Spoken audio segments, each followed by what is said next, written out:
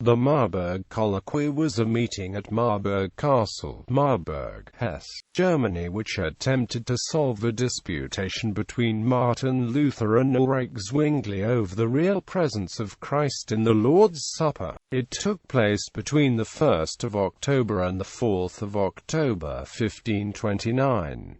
The leading Protestant reformers of the time attended at the behest of Philipp I of Hessen. Philip's primary motivation for this conference was political. He wished to unite the Protestant states in political alliance, and to this end, religious harmony was an important consideration. After the Diet of Speyer had confirmed the Edict of Worms, Philip I felt the need to reconcile the diverging views of Martin Luther and Ulrich Zwingli in order to develop a unified Protestant theology. Besides Luther and Zwingli, the reformers Stephan Agricola, Johannes Brentst, Martin Bucer, Caspar Hedio, Justus Jonas, Philip Melanchthon, Johannes Oecolampadius, and Andreas Oschander participated in the meeting. Background: Philip hoped that rapport with Luther would lead to an alliance with Protestant princes and strengthen his position against the Roman Catholic forces threatening him. The colloquy, although the two prominent reformers, Luther and Zwingli, found a consensus on 14 points, they kept differing on the last one pertaining to the Eucharist. Luther maintained that by sacramental union, the consecrated bread and wine in the Lord's Supper were united to the true body and blood of Christ for all communicants to eat and drink, whereas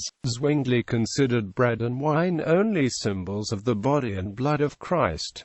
On this issue they parted without having reached an agreement. Underlying this disagreement was the theology of Christ. Luther believed that the human body of Christ was ubiquitous and present in the bread and wine. This was possible because the attributes of God infused Christ's human nature. Luther emphasized the oneness of Christ's person. Zwingli, who emphasized the distinction of the natures, believed that while Christ in his deity was omnipresent, Christ's human body could only be present in one place, that is, at the right hand of the Father. Because of the differences, Luther initially refused to acknowledge Zwingli and his followers as Christians. Though following the colloquy the two reformers showed relatively more mutual respect in the writings. At the later Diet of Augsburg, the Zwinglians and Lutherans again explored the same territory as that covered in the Marburg Colloquy, and presented separate statements which showed the differences in opinion.